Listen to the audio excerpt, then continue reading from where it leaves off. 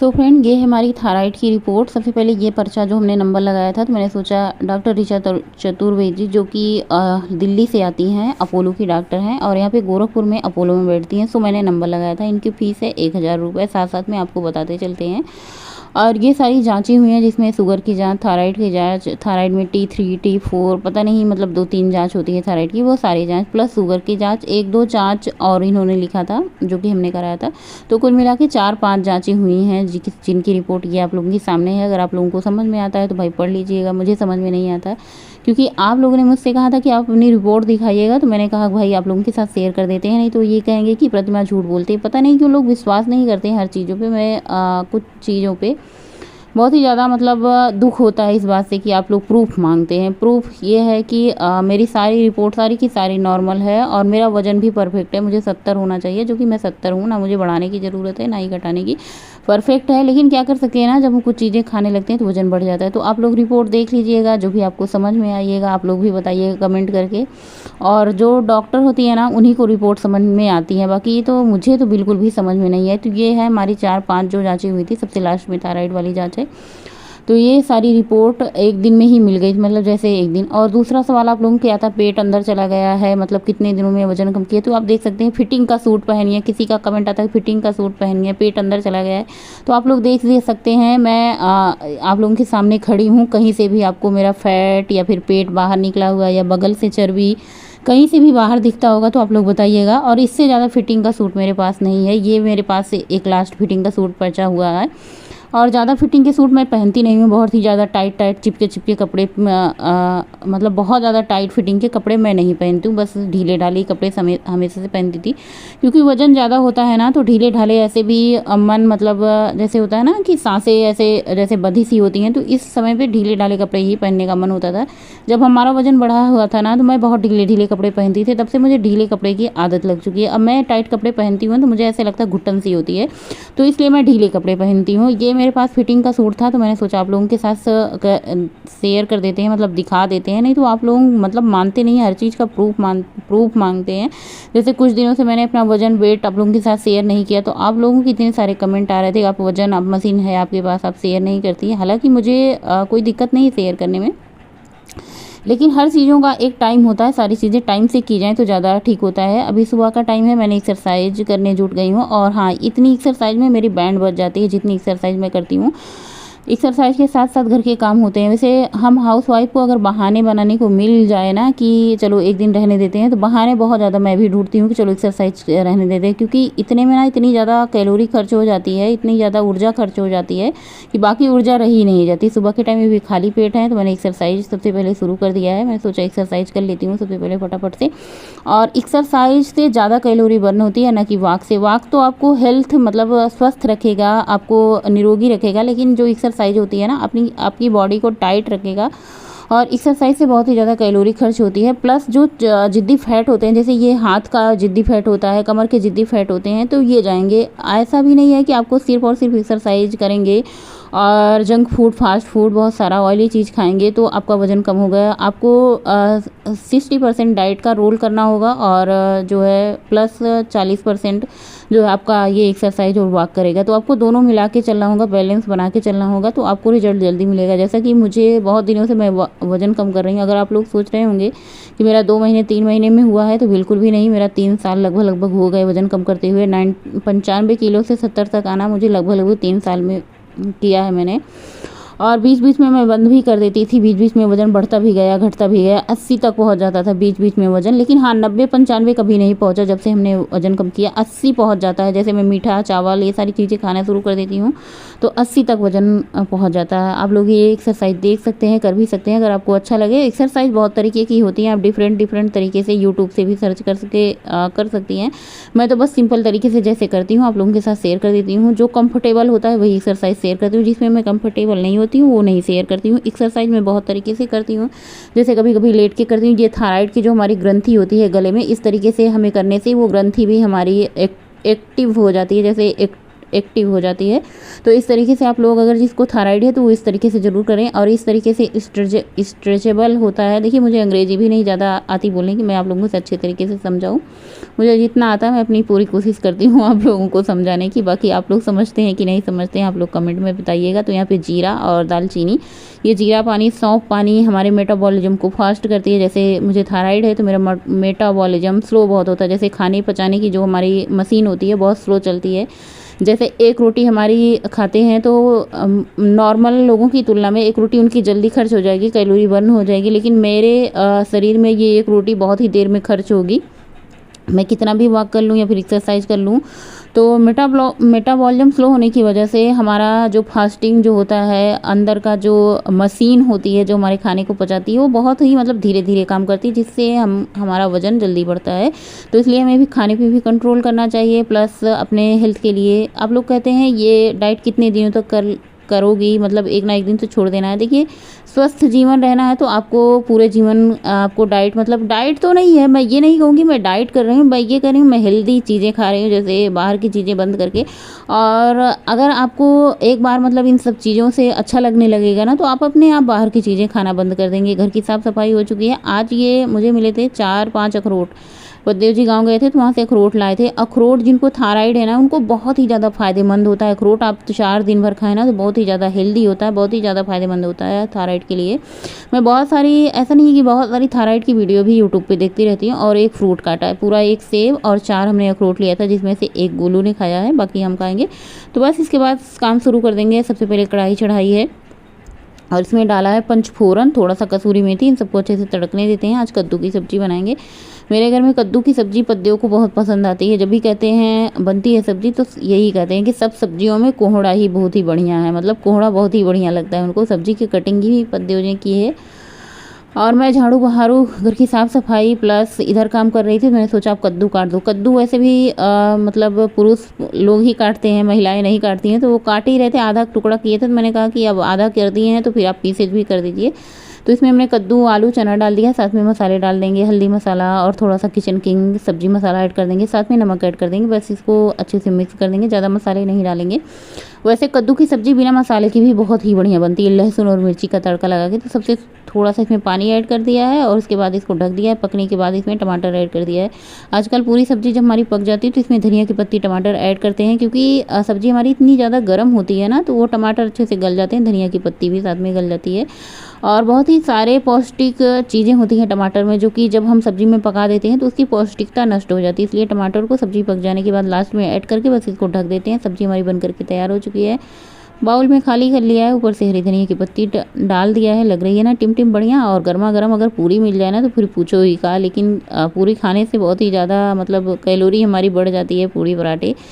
और रिफाइंड वाली चीज़ें, शुगर वाली चीज़ें, ये सारी चीज़ें नुकसान करती है। खुद को फिट रखना है तो भाई जीभ पे कंट्रोल करना होगा। और उसके बाद बर्तन खाली हुए थे, मैंने सोचा चलो एक बार बर्तन धुल लेते हैं। सुबह से चाय पानी के बर्तन और जो सब लोगों ने नाश्ता किया था, कढ़ाई भी खाली हो चुकी थी, सब्जी खाली कर लिया था, तो मैंने सारे बर्तन एक बार इकट्ठा धुल लेते हैं। क्योंकि मुझे ना पता नहीं क्यों मेरी ये आदत है कि जैसे बर्तन सिंक में पड़े रहते हैं तो मुझे ऐसे लगता है ना, चिड़ सी होती है, जैसे चिड़चिड़ापन होता है। जब तक कुछ चीज़ें साफ़ ना हो ना, मुझे लगता है कि सारी चीज़ें। आज मुझे दिखाने जाना था डॉक्टर को, मैंने ये वाला सूट पहना था। आप लोगों ने कई बार कहा था कि आप फिटिंग का सूट पहनिए, तो मैं ज़्यादा फिटिंग के सूट पहनती नहीं हूँ। और देख सकते हैं पूरे शरीर में आपको कहीं से भी फैट नज़र आ रहा होगा, पेट भी अंदर है, मतलब पूरा शरीर एक तरफ से बराबर है, कहीं से भी ऊबड़ खाबड़, ना इधर से चर्बी ना उधर से कुछ नहीं दिखाई दे रहा है। सो बस निकल चुके हैं आज डॉक्टर को दिखाने। दोपहर को 12:30 बजे नंबर था मेरा। और अपोलो गोरखपुर में, ये बेतिहाता की साइड अपोलो है, यहाँ पे पद्देव जी नंबर लगा रहे हैं। मैंने सोचा थोड़ा बहुत आप लोगों को दिखा देते हैं कि यहाँ पे कैसी है। मतलब डॉक्टर के पास तो गए थे लेकिन वहाँ हमने नहीं सूट किया, बस बाहर पे जहाँ पे नंबर लगा के बैठे थे वहीं पे सूट किया। तो सो अभी नंबर लगा के और डॉक्टर को दिखा के और ब्लड निकलवा के आ चुके हैं, मतलब वापस। और जांच होगी, जो सारी रिपोर्ट आएंगी उसी हिसाब से दवा मिलेगी। मैंने खून निकलवाया था तो मैंने सोचा चलो थोड़ा सा जूस पी लेते हैं रास्ते में।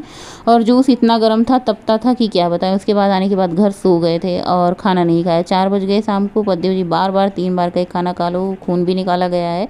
और मेरी नींद नहीं खुल रही थी क्योंकि मैंने पेट भर 2 ग्लास जूस पी लिया। मैंने सोचा अभी खाऊंगी।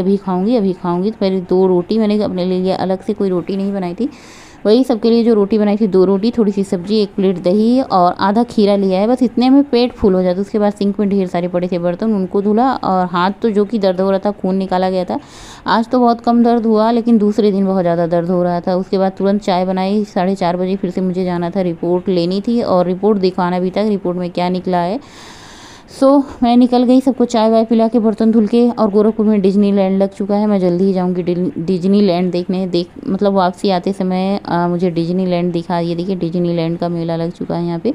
ये कहाँ लगता है, कचहरी में, हाँ शायद कचहरी वाला जो मैदान होता है वहाँ पे लगता है। और वापसी में ये दीनदयाल गोरखपुर यूनिवर्सिटी के पास एक पंत पार्क है, जो कि आजकल इतना ज़्यादा खूबसूरत लगा है। काफ़ी दिनों बाद मैं बाहर गई थी ना, आज दिखाने साग सब्जी लेने जाती थी, लेकिन वो भी बंद हो चुका है। बिटिया बोल रही थी आइसक्रीम लेते हैं ना, तो पंत पार्क के पास ना बहुत सारी आइसक्रीम, चाट, फुल्की ये सब लगती हैं, क्योंकि पार्क में सब लोग घूमने आते हैं, तो यहाँ पे खा पी के जाते हैं। आइसक्रीम लिया और फिर वापस आ गए। गुड नाइट, शुभ रात्रि आप सभी को। महाकाल की कृपा आप पर हमेशा बनी रहे। अभी बज रहे हैं रात के 10 बजने में 10 मिनट बाकी हैं और सारे घर के काम कर दिए हैं। इतना ज़्यादा मैं थक चुकी हूँ इस टाइम पे कि मेरा खड़े होकर बात करने का भी मन नहीं था। मैंने सोचा आप लोगों से थोड़ी सी बातें कर लेते हैं। आज पूरा दिन हम लोगों को दौड़ धूप में बीत गया। वैसे दिक्कत मुझे कोई नहीं थी, रिपोर्ट में भी कुछ नहीं निकला, सारी रिपोर्ट नॉर्मल निकल रही है। लेकिन एक मन का वहम होता है, जो मन में शंका होती है ना, मैंने सोचा कि चलो चेक करवा लेते हैं, थायराइड हो सकता है ख़त्म हो जाए। लेकिन थायराइड एक ऐसी बीमारी है जो कि कभी ख़त्म नहीं होगी अगर एक बार आपको हो जाए तो। बस ये होता है कि थायराइड बढ़ता घटता रहता है। नॉर्मल मेरी सारी रिपोर्ट नॉर्मल है और मुझे लगता है जितने हार्मोनल होते हैं सारे के सारे टेस्ट हुए हैं। जिसका 2000 में तो सारे टेस्ट हुए हैं। फीस 1000 और डॉक्टर के घर जाओ तो फिर दवा ना मिले, ऐसा कहाँ हो सकता है। तो दवा भी 1000, 2000, 3000 की दवा भी आई है। 3 महीने तक दवा चलेगी। मुझे ये नहीं समझ में आ रहा दवा किस चीज़ की चलेगी। सारी रिपोर्ट नॉर्मल है, सब कुछ नॉर्मल है, फिर भी दवा मतलब मिली है। एक तो थायराइड की दवा चलेगी 50 mg की। और मेरा वज़न अभी 70 मतलब 72 73 चल रहा है, तो मुझे 70 तक कर लेना है। वैसे 70 मेरा चलता है, लेकिन कभी कभार जब हम खा पी लेते हैं जैसे तो 72 बजाता है और बाकी 70 रहता है। सुबह के टाइम वज़न करते हैं तो 70 72 बस ऐसे चल रहा है। और दिखाए जो डॉक्टर आती हैं वो दिल्ली से आती हैं, थायराइड की स्पेशलिस्ट हैं, स्पेशल डॉक्टर हैं। और मुझे लगता है थायराइड की जांच कराए हुए मुझे बहुत दिन हो चुके थे। मैंने सोचा, इसलिए भी मैंने सोचा कि चलो एक बार थायराइड की जांच करवा लेते हैं। वैसे साल भर में चेक करवा लेनी चाहिए। तो मैंने काफ़ी सारी जानकारियाँ ली। इतने सारे मरीज अस्पताल में जाओ तो सिर्फ मरीज देखने को मिलते हैं। मैंने सबको देखा तो मुझे ऐसा लगा कि कहीं ना कहीं मैं खुद अपने शरीर पे इतना ज़्यादा ध्यान देती हूँ, इसीलिए कोई मतलब दिक्कत नहीं होती है।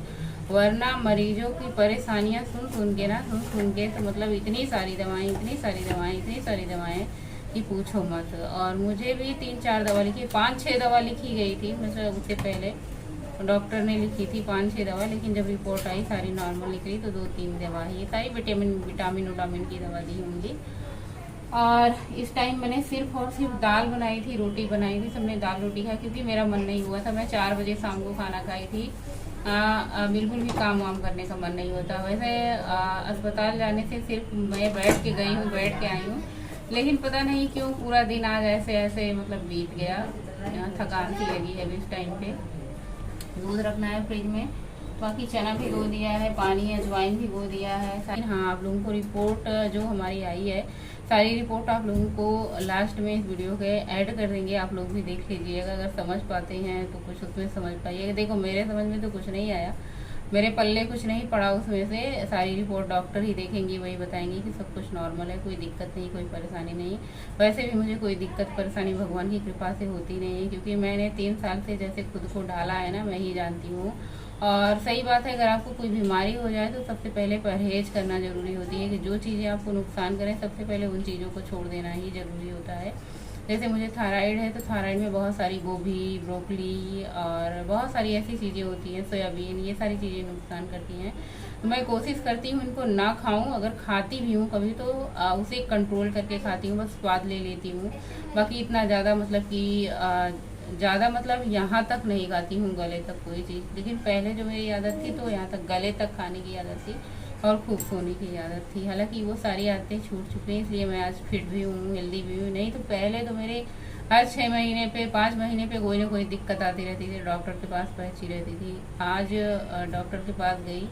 हालांकि मैं ये कहूँगी कि एक ही दिन की दवा में कम से कम 5,000 5,500 रुपये का खर्च हुआ है जी, और रिपोर्ट सारी नॉर्मल है, दिक्कत कोई नहीं है। तो पैसा कहीं ना कहीं खलता भी है कि बिना मतलब का अगर पैसा जाता है तो बहुत मुझे खलता है कि रुपये अगर कहीं खर्च होते तो बहुत दुख होता है। कोशिश करती हूँ कि पैसे ना खर्च हों, लेकिन अब भाई सेहत की बात आती है तो आदमी सोचता है चलो करवा लेते हैं, रिपोर्ट सारी देख लेते हैं। फिलहाल मतलब सारी रिपोर्ट नॉर्मल है, खुशी की बात है, लेकिन पैसे चले गए इस बात की थोड़ी सी तकलीफ है। चलिए मिलते हैं नेक्स्ट व्लॉग में। बाय, गुड नाइट, शुभरात्रि, थैंक्स फॉर वाचिंग। स्वस्थ रहें, मस्त रहें, अपने काम में व्यस्त रहें, हंसते मुस्कुराते रहें। देखिए जीवन बहुत छोटा है, इस जीवन में सबसे ज़रूरी आप जितना हो सके खुश रहें, जितना हो सके आप स्वस्थ रहें, जितना हो सके आप मस्त रहें। बाकी जीवन में तो सब कुछ चलता रहेगा, ऊपर नीचे दाएं बाएं। और मैं दूध फ्रिज में रख देती हूँ।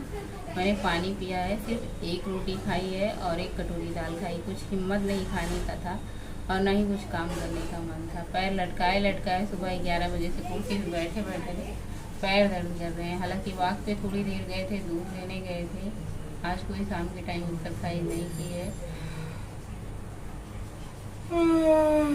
नींद आ रही है। चलते हैं, सोते हैं, मिलते हैं आप लोगों से कल के ब्लॉग में। एक दिन भी आराम करने को नहीं मिलता, ब्लॉग रोज शूट हो रहा है।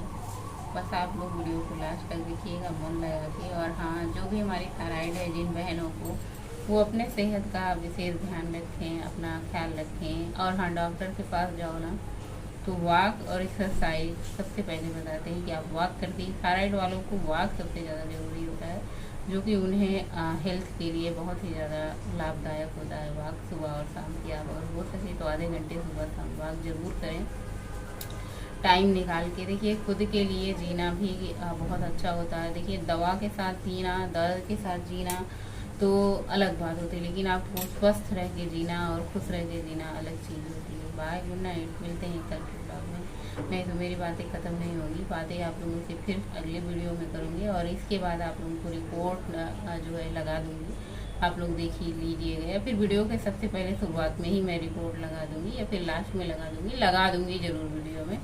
Bye, good night.